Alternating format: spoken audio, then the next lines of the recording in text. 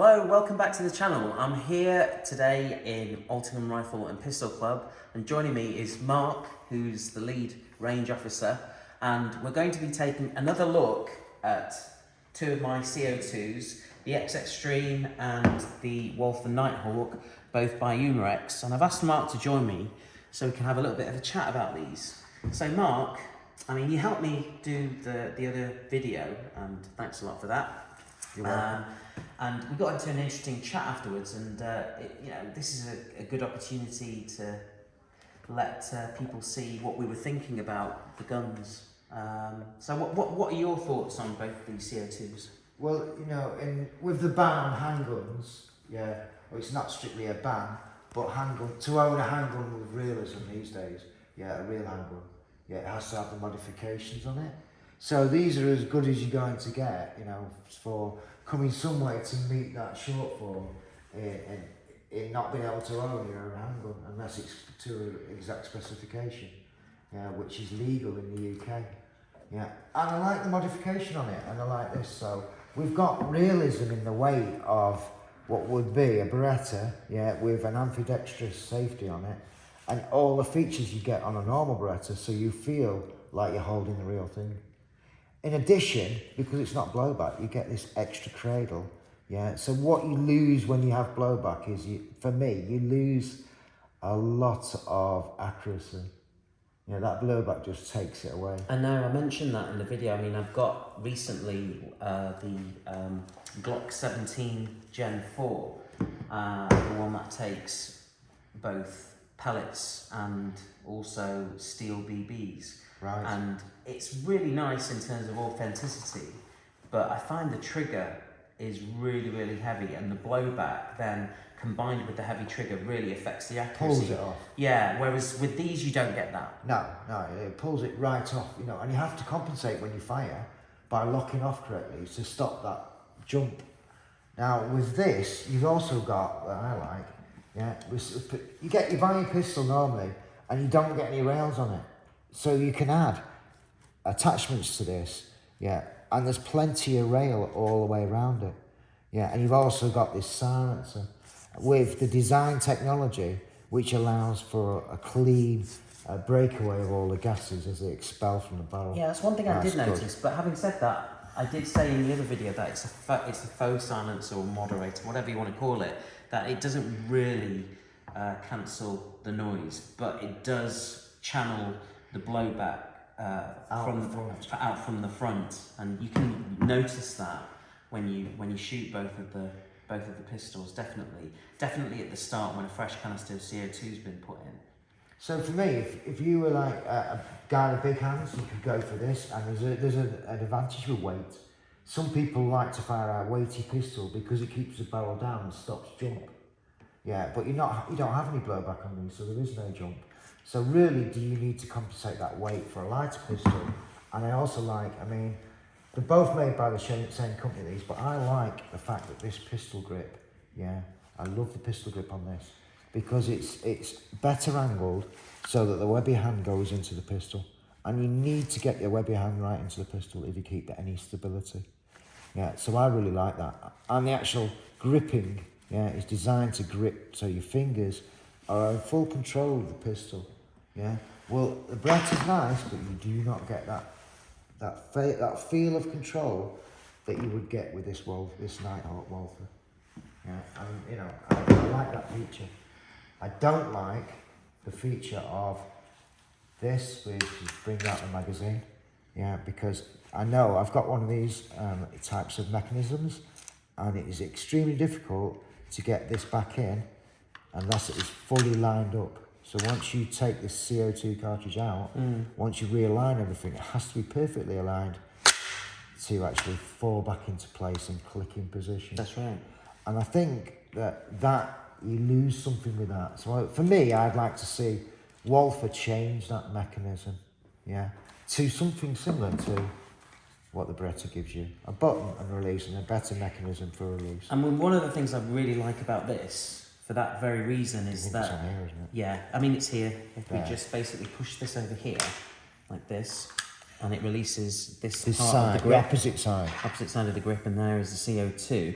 Yeah. And what I like about this compared to other CO2s is that you don't need an Allen key. No. On a lot of the other CO2s that I own, you have to have a separate Allen key and then basically put the CO2 in and then use the Allen key to thread that in to pierce the CO2. This has got a really nice lever, basically put the CO2 canister in place and then essentially pierce it using this. Sure.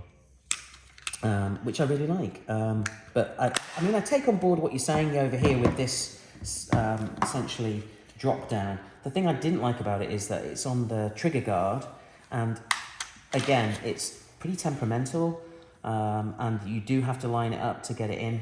Like even now, just there, you have to kind of line it in, push it up with some You don't want to be fighting. But you don't want to be fighting against it, you're right. But it's almost like a John Witness to it. Yeah. If you want to kind of push down and flick. Yeah. But I would not do that. Not with these, I don't want to be damaging these. But anyway, they're similar, aren't they? In what you've got here is similar for both. Yeah. So what you're given is very similar for these. But it's all about this part really. So it's really important that the mechanism for loading it is as simple and easy and as accurate as and quickly as you can do that. What do you think of these drum mags? Well, I've used these before on pistols that I've got of my own. You know, I've seen pistols where you use these and you can get them in the wrong way. Well, Yeah, this is the thing I like about them, is that basically... I like the amount of rounds you can get in one. Yeah, I do. I mean, I like the fact that also you can get these speed loaders and basically, you know, drop them in like that.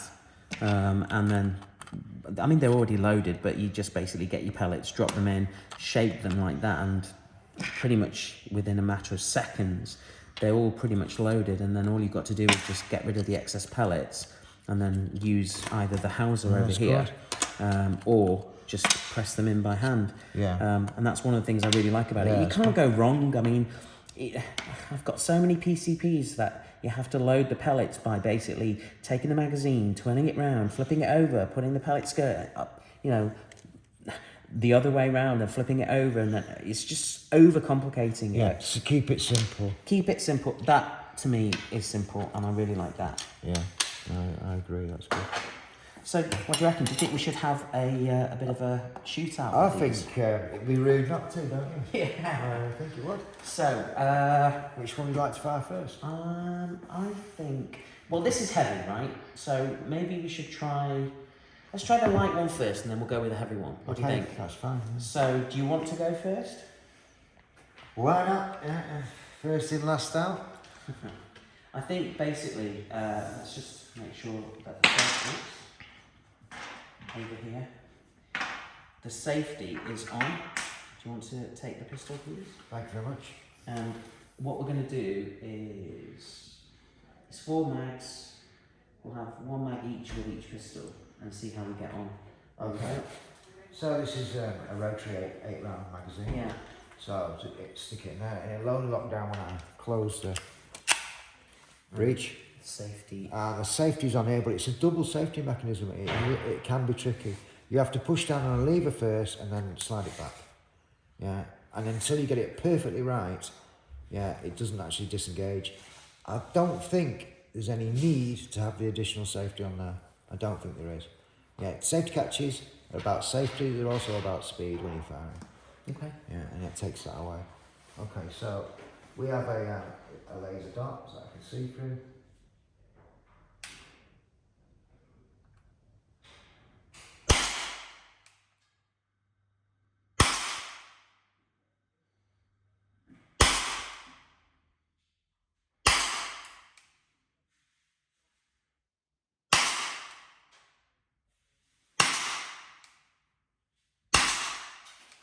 This is the last shot.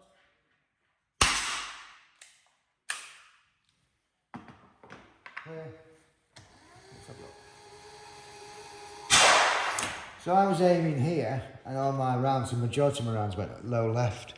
But obviously I've not fired this before. But in terms of spread, if I change my aim and re-zero to my aim, yeah, the size and the main group of all the shots would fall into the centre. So I'd be actually reasonably happy with that. Let me have a go. This time I'm not going to switch the The belt. pistol is a nice weight, I think. It is a nice weight. It's a lot lighter than the other, the Beretta. Okay. So, Thank you very much. Okay. The red dot's still on. Slightly high.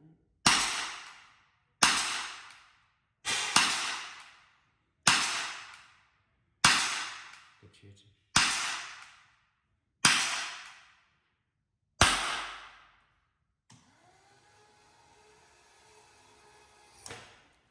Can't argue with the majority of those rounds in that group. Not too bad. The majority of those rounds have fell into the target area. It's worth noting that because this is a CO2 gas cylinder, yeah, unlike PCPs, you're not going to get that regulated speed that you may get with a PCP, because the amount of air that is released for each shot is a regulated amount. Right. You might not get that, or you won't get that with these. Yeah. And So you might get a certain amount of tumble, which is why you get elongated holes. I do notice though that each one has different shot counts. This one you actually get more with the X-Treme. I think probably 60 to 80 shots before That's a you lot. need to replace the That's a CO2. lot. I think probably between 50 and 60 maybe with this. I mean, talking about the X-Treme, do you want to try this one? Right, so we're putting the target in and we'll see how it goes. I'll try and fire a bit more rapidly on this, just Okay, so it's in safe mode and there's the magazine. okay. Okay, on fire.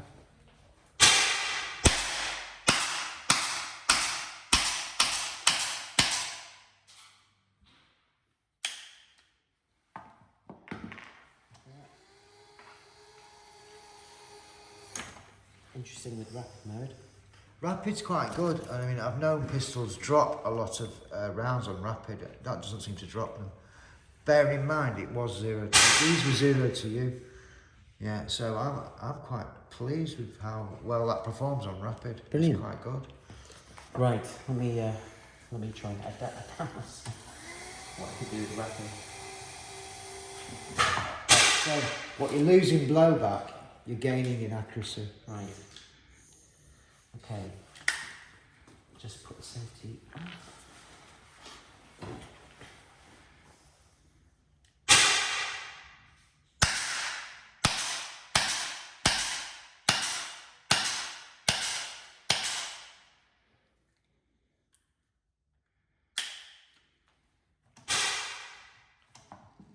Oh, Stoppage.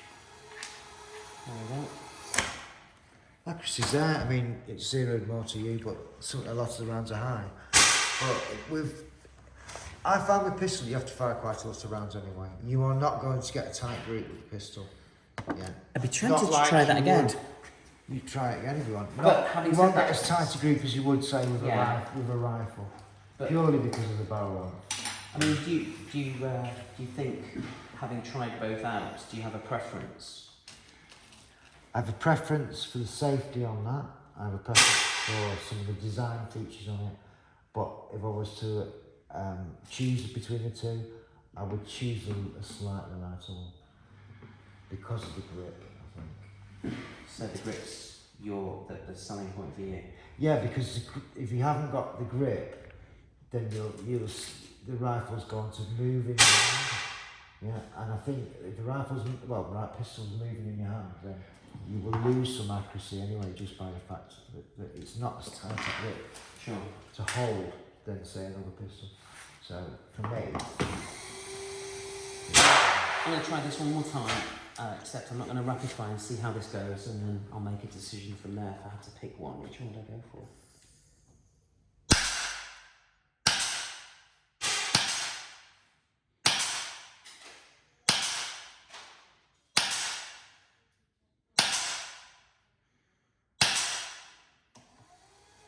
that's good shooting. I'd be pleased with that. Again, not too bad. That's good. I think that's, you know, that's a good group, bearing in mind the amount of rounds we put through it. I think that's good. Still going strong though on the CO2, and I think for that reason, to be fair, I'd go for the XX-Treme. Yeah. Yeah. I know it's got slightly more weight, but it's one of those where once you get used to it, Yeah, weight you know, can help you. the weight's there, and you can. It also feels more solid than the Nighthawk, but yeah, interesting. You might have bigger hands than me. Right, I think with that, we'll call this video, but thanks a lot, Mark, for Pleasure, joining me. Yeah, it was good fun. We should do other reviews on other stuff. I will be asking you to join me again, considering that this is the local range and you're here and I'm here a lot of the time. So thank you for joining me, and thank you for joining me and Mark. And stay tuned. If you like what you see, please like and subscribe.